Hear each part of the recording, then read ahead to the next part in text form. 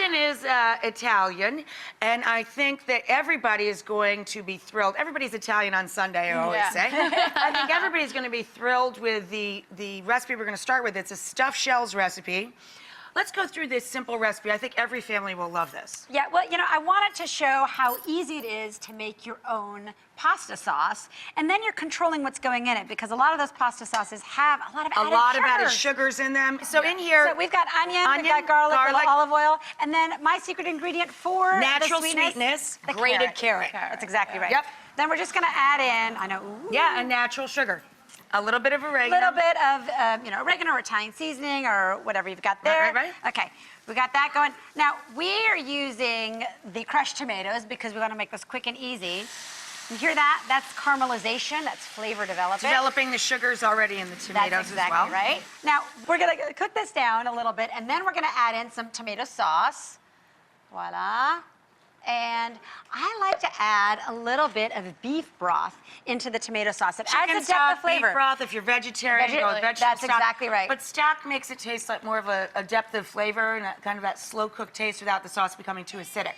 And it gets that depth of flavor without it having to simmer for a really long period of time. Okay, so that's going to then mix on in, and then all you want to do is make this sauce before you go deal with your shells. Right. And that's how long it takes. Right. You know, 15 minutes, quick. Fine.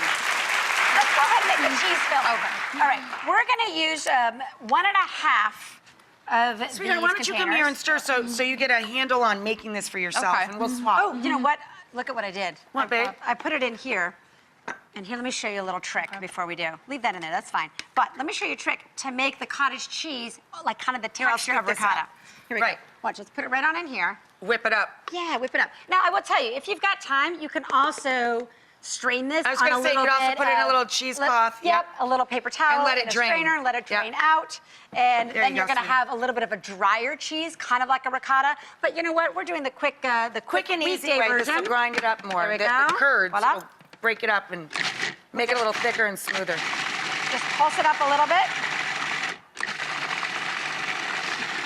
And now you won't have those big curds of cottage cheese that my kids are like, oh, Mom, it'll be more like the consistency of a nice fresh ricotta. That's exactly right. Okay, so we'll put this in here. That's great for you? Yeah, please do. All right, then I'm going to hand over the spatula here. Let's put this here. To Kristen so she can get a handle on that. All right, great. And then we'll ahead, add girl. half of this in here because it's 1.5 of these. There you go. Oh, so you can put the whole ones in there. There you go. Yeah, you know, sure, why not? Easy peasy.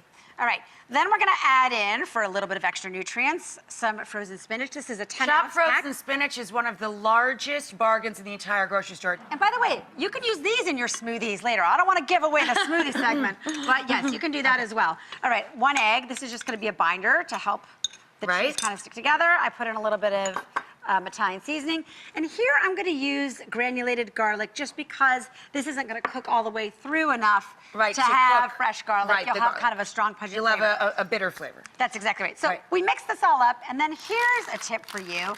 Just you're going to scoop all of that, not really, but when you're at home, you'll just scoop it all into this plastic bag, snip off the tip, and then just squeeze it into some cooked shells. Wow. Voila. Adorable. Just like that.